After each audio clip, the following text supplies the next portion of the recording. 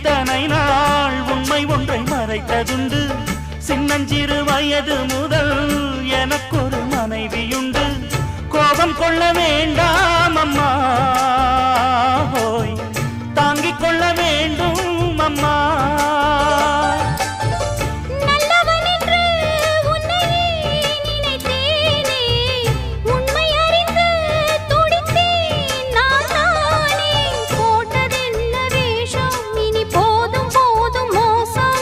நான் சொன்ன சம்சாரம் எந்தன் சங்கீதம், இதை கண்டு கொள்ள முடியாமல் ஆர்ப்பாட்டமா?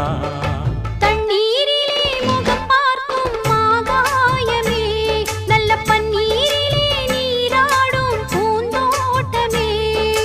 இன்னார்க்கு இன்னார்தான் சாமி சொன்னதம்மா, கல்யாணம் வைபோகம் தன்னால்